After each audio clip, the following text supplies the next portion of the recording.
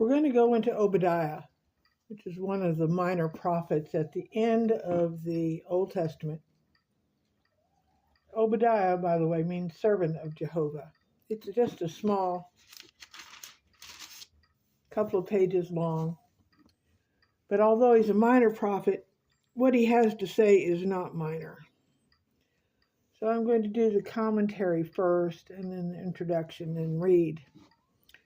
Obadiah is a prophetic book, also in a wider meaning other than just complete destruction of the people of Esau or Edom.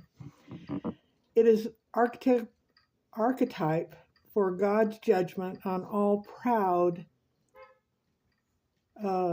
anti-God powers, representing spiritual Edomites or any nation that opposes God's people. An archetype of pride. Edom, descending from Esau, represents a brotherly nation turned enemy, symbolizing arrogance and complacency. Obadiah 1:15 indicated the day of the Lord is against all nations, not just Edom. Symbolic language. The downfall of Edom is portrayed in language similar to other prophetic warnings, for example, Isaiah 34, representing ultimate destruction of ungodly worldly powers. Wordplay. In Hebrew, Edom is spelled with the same letters as the word for humanity or man, Adam, further suggesting it represents human or fleshly resistance to God. The theological application extends to everyone displaying arrogance and cruelty towards God's people, warning them such pride leads to destruction. Now we're going to get into Obadiah itself. The introduction says, has anyone ever taken advantage of you and gotten away with it? Perhaps a friend or maybe even a family member turned on you when you needed help. Obadiah tells us that God will deal with such injustices. Obadiah, and otherwise an unknown prophet, whose name means servant or worshiper of God. The date is disputed. Some think Obadiah prophesied and wrote between 850 and 732 BC. God's people had a long-standing feud with Edom, a neighboring nation of distant blood relatives through Jacob's brother Esau. When Babylon invaded and conquered Judah, the Edomites not only cheered and gloated, but also looted Judah in the aftermath.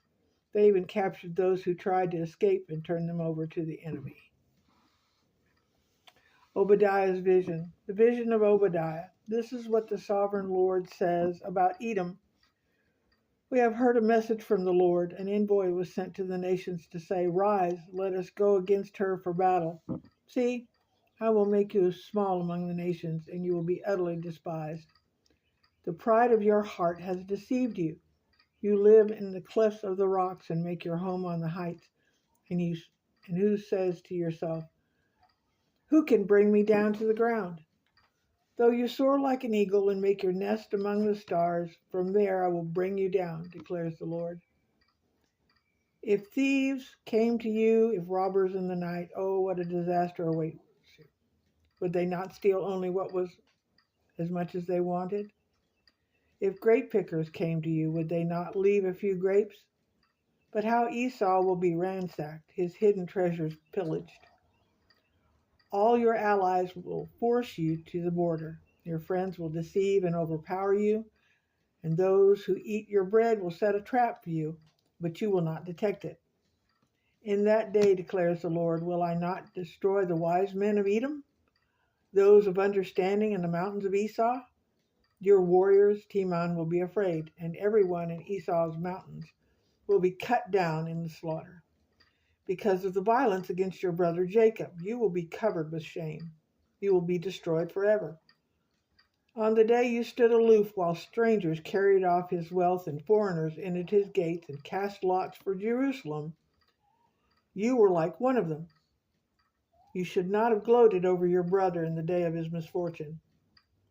Should not have rejoiced over the people of Judah in the day of their destruction. nor boast so much in the day of their trouble. You should not have marched through the gates of my people in the day of their disaster, nor gloat over them in their calamity, in the day of their disaster, nor seize their wealth in the day of their disaster. You should not wait at the crossroads to cut down their fugitives, nor hand over their survivors in the day of their trouble. The day of the Lord is near for all nations.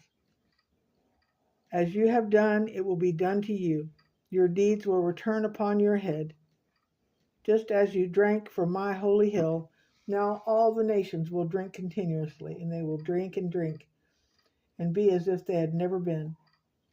But on Mount Zion will be deliverance. It will be holy, and Jacob will possess his inheritance. Jacob will be a fire, and Joseph a flame.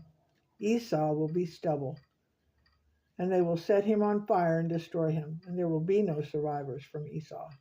The Lord has spoken. People from the Negev will occupy the mountains of Esau, and people from the foothills will possess the lands of the Philistines, and they will occupy the fields of Ephraim and Samaria, and Benjamin will possess Gilead. This company of Israelite exiles who are in Canaan will possess the land as far as Zarephath.